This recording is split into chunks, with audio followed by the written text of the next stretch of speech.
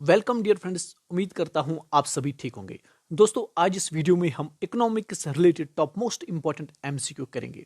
ये जितने भी एमसीक्यूज हैं आपके कॉम्पिटिटिव एग्जाम के लिए बहुत ही ज्यादा इंपॉर्टेंट साबित हो सकते हैं।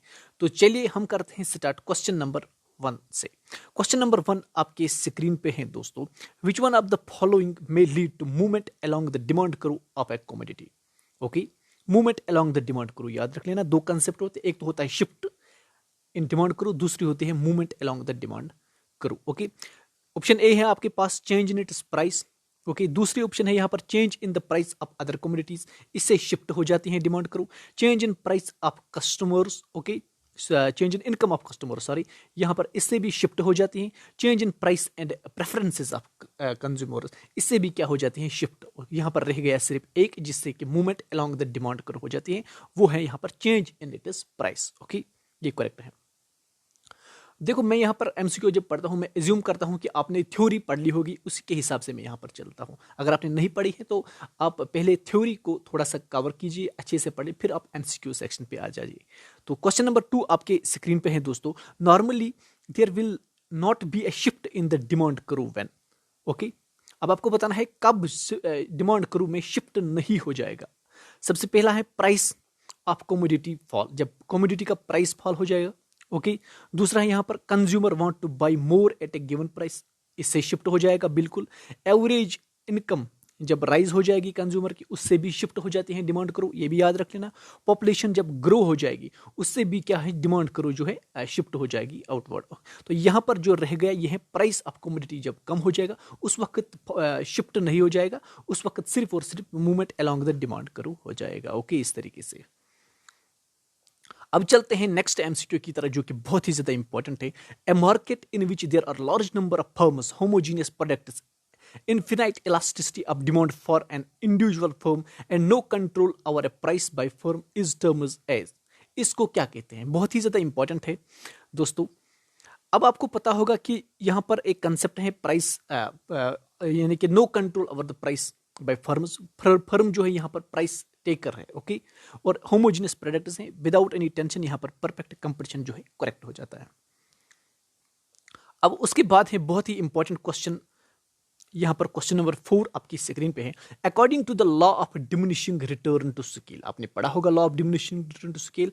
इन a production function when more and more units of variable factors are used holding the quantity of a fixed factor constant, a point is reached beyond which. Okay, बहुत ही इंपॉर्टेंट है। 4 ऑप्शन आपके पास है दोस्तों। The marginal revenue will diminish, ये तो marginal revenue की तो बात ही नहीं हो रही है, उसमें इस तरीके का ग्राफ होता है, टोटल प्रोडक्ट होता है उस तरीके से। ओके, फिर मार्जिनल रेवेन्यू वगैरह इस तरीके से आते हैं, मार्जिनल रेवेन्यू। ओके, ये होती है एवरेज रेवेन्यू, इस तरीके से almost. Okay, the average revenue will diminish, यहाँ पर इसका जो करेक्ट आंसर है दोस्तों वो है सी पॉट, यहाँ पर correct. The marginal product will diminish, यहाँ पर मार्जिनल प्रोडक्ट डिमिनिश हो जाता है। ओके, यहाँ पर उसके बाद है क्वेश्चन नंबर 5 आपके सामने है। Which of the following is not correct, आपको बताना है कौन सा यहाँ पर करेक्ट नहीं है। 4 ऑप्शन है। ऑप्शन ए आपके सामने है, the average revenue and the marginal revenue of a perfectly competitive firm are perfect elastic, ये तो करेक्ट है, हमें भी नॉट करेक्ट ढूंढना है। यहाँ पर आप इस तरीके से देख सकते हो, परफेक्ट कंपटीशन में ये इस तरीके की डिमांड करो होती है। ये जो डिमांड करो होती है ना, यही उसकी एवरेज रेवेन्यू करो भी होती है, और ये होती है मार्जिनल रेवेन्यू करो भी, जब हम परफेक्ट कंपटीशन की बात करें। तो यहाँ पर जो ऑप्शन है ये तो करेक्ट है। यहाँ पर सेकंड वाला देखते हैं क्या है दोस्तों। सेकंड है यहाँ पर, the marginal revenue of a monopoly firm is above it's average revenue करो, ये यहाँ पर गलत है। सो हमारा आंसर भी यही है। तो क्यों, यहाँ पर आपने देखा कि ये डिमांड करो ये जो मोनोपोली की होती है इस तरीके से एवरेज रेवेन्यू भी कहते हैं, और यहाँ पर इसके नीचे होती है क्या, मार्जिनल रेवेन्यू। तो नीचे होती है, यहाँ पर इसने बोला है अबो, तो यहाँ पर ये जो है ये करेक्ट हो जाता है, बी पॉट यहाँ पर करेक्ट, बाकी तो फिर करेक्ट हो जाएंगे, पढ़ लेना फिर भी। उसके बाद में क्वेश्चन नंबर 6 आपके स्क्रीन पे है, इंपॉर्टेंट है दोस्तों। क्वेश्चन नंबर 6 है, zero price elasticity of a demand means, zero price elasticity of demand क्या होता है। ऑप्शन ए पढ़ते हैं सबसे पहले, whatever the change in price there is absolutely no change in demand. तो ऑप्शन ए पढ़ लिया हमने, तो यहां पर ए ही करेक्ट है दोस्तों। क्यों, जीरो इलास्टिक, क्या इसका मतलब क्या है, चाहे प्राइस कितना भी चेंज हो जाए, कितना भी प्राइस चेंज हो जाए, इंक्रीज हो जाए या डिक्रीज हो जाए, ओके, चेंज में दोनों आते हैं, इंक्रीज या डिक्रीज, लेकिन डिमांड पे कोई भी फर्क नहीं पड़े, डिमांड वैसी की वैसी ही रह जाएगी, जितने गुड्स हम लेते थे पहले उतना ही ले जाए। ऐसी सिचुएशन को कहते हैं zero price elasticity of demand. Okay, जब डिमांड पे कोई फर्क नहीं पड़ेगा चेंज इन प्राइस से। ओके, यहाँ पर ए वाला ऑप्शन करेक्ट हो जाता है। उसके बाद है दोस्तों यहाँ पर क्वेश्चन नंबर 7 आपकी स्क्रीन पे, इंपॉर्टेंट है। Which of the following is an example of price ceiling. Price ceiling की एग्जाम्पल है, ये थोड़ा इंडियन इकोनॉमी से रिलेटेड है लेकिन इंपॉर्टेंट है। तो प्राइस सीलिंग का जो करेक्ट आंसर है इस यहाँ पर, इसका बी पार्ट करेक्ट हो जाता है, price printed on biscuit packets. उसके बाद है नीचे, इंपॉर्टेंट है दोस्तों, क्वेश्चन नंबर 8 है, बड़ा क्वेश्चन है और इंपॉर्टेंट भी है। Which of the following statement is true with regard to an economy which is on it is production possibility frontier. अगर आपने प्रोडक्शन पॉसिबिलिटी को पढ़ी होगी जो इस तरीके से होती है तो आपका इसका आंसर आएगा। अब यहाँ पर ऑप्शंस बहुत ज़्यादा हैं तो मैं डायरेक्टली इसका आंसर ही बताऊंगा। इसका जो यहाँ पर करेक्ट है वो है यहाँ पर सी पार्ट करेक्ट हो जाता है। ओके, आप पढ़ लेना आराम से। अब हम चलते हैं क्वेश्चन नंबर 9 की तरह। क्वेश्चन नंबर 9 आपके स्क्रीन पे है, indexation is a method whose use can be associated with which of the following. बहुत ही इंपॉर्टेंट है, आपने पढ़ा होगा। इसका करेक्ट आंसर कंट्रोलिंग इन्फ्लेशन यहाँ पर हो जाता है करेक्ट। ओके, अब हम चलते हैं थोड़ा नीचे, यहाँ पर क्वेश्चन नंबर 10 इंपॉर्टेंट है, आपकी स्क्रीन पे है।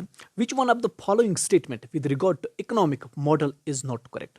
अब आपको बताना है जो इकोनॉमिक मॉडल होता है उसके हिसाब से यहाँ पर कौन सा करेक्ट नहीं है। ओके, द ऑप्शन ए पढ़ते हैं, they involve simplification of complex process, बिल्कुल।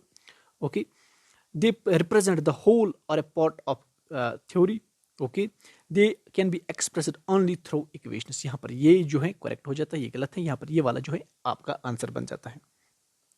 और हम चलते हैं हम क्वेश्चन नंबर 11 आपकी स्क्रीन पे है। The value of the slope of A abnormal demand, sorry normal demand करो इज, ओके, नॉर्मल डिमांड करो का स्लोप क्या हो जाए। नॉर्मल डिमांड करो इस तरीके का होता है, इस तरीके से डाउनवर्ड स्लोपिंग होती है, तो इसका जो स्लोप ही नेगेटिव है तो यहाँ पर बी पार्ट जो है करेक्ट हो जाता है, नेगेटिव। ओके, उसके बाद हम चलते हैं क्वेश्चन नंबर 12 आपकी स्क्रीन पे है यहाँ पर। विच of the following is not an assumption in the law of demand.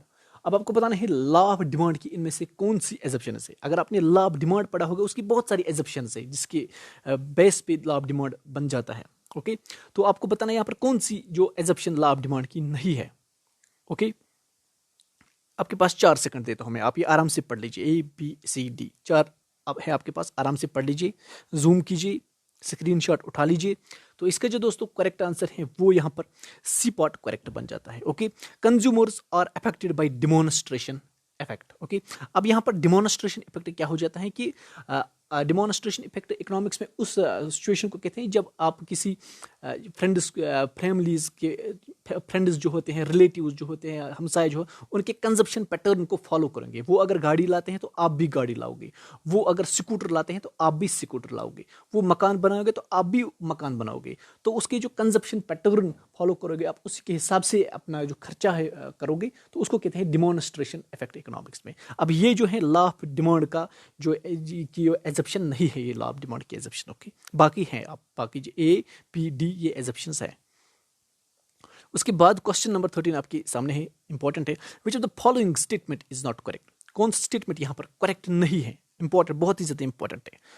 ए है आपके पास, when total utility is maximum marginal utility is zero. Important है, इस तरीके से आपने पढ़ा होगा, टोटल यूटिलिटी इस तरीके से होती है, यहाँ पर मैक्सिमम होता है और उसके बाद जो मार्जिनल यूटिलिटी यहाँ पर जीरो होती है, बिल्कुल करेक्ट है। हमें नॉट करेक्ट ढूंढना है। बी पार्ट पढ़ते हैं, when total utility is decreasing marginal utility is negative. जब टोटल यूटिलिटी डिक्रीज हो जाती है इस तरीके से तो मार्जिन उस वक्त नेगेटिव हो जाते हैं, बिल्कुल उस वक्त ग्राफ के नीचे आ जाती है मार्जिन यूटिलिटी, ये भी करेक्ट है। उसके बाद सी पार्ट पढ़ते हैं, when total utility is increasing. जब टोटल यूटिलिटी इंक्रीज हो जाती है, यहाँ पर आप देख सकते हैं इस तरीके से। Okay, marginal utility is positive, बिल्कुल यहाँ पर पॉजिटिव है, नेगेटिव तो नहीं है, पॉजिटिव ही है।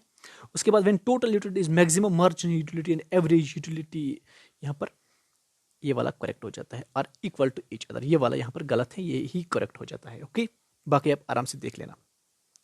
उसके बाद है क्वेश्चन नंबर 14, इंपॉर्टेंट है। Which of the following statement is are correct, बहुत ही इंपॉर्टेंट है। देखो इकोनॉमिक्स में माइक्रो इकोनॉमिक्स में पर्टिकुलरली क्वेश्चन तो मैक्सिमम चांस होते हैं ये जो स्टेटमेंट वाले क्वेश्चन यहाँ से आते हैं, क्योंकि बहुत ज़्यादा होते हैं इकोनॉमिक्स में, इस तरह के क्वेश्चंस बन जाते हैं।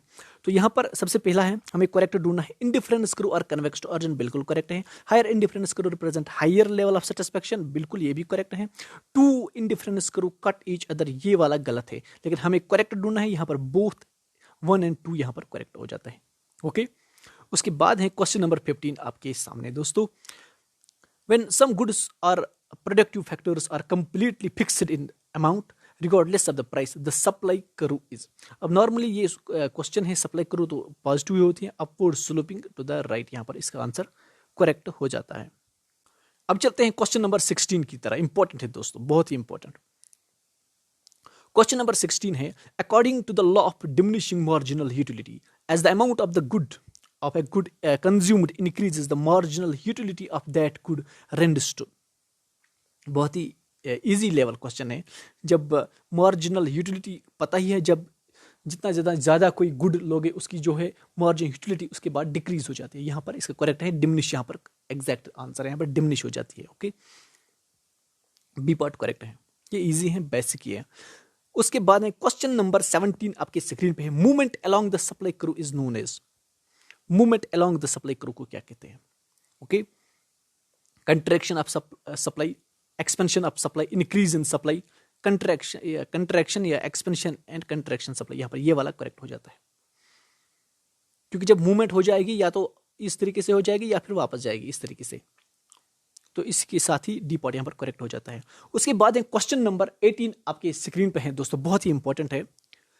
इन which of the following case law of demand fails, बहुत ही ज़्यादा इंपॉर्टेंट है। लॉ ऑफ डिमांड कब फेल होगा? लॉ ऑफ डिमांड आपको पता होगा कि जब प्राइस इंक्रीज हो जाता है तो डिमांड डिक्रीज हो जाती है, इस तरीके से प्राइस इंक्रीज डिमांड कम हो जाती है, प्राइस डिक्रीज डिमांड जो है इंक्रीज हो जाती है। अब ये कंसेप्ट फेल हो जाता है कब? जब सिचुएशन आ जाता है गिफन गुड्स।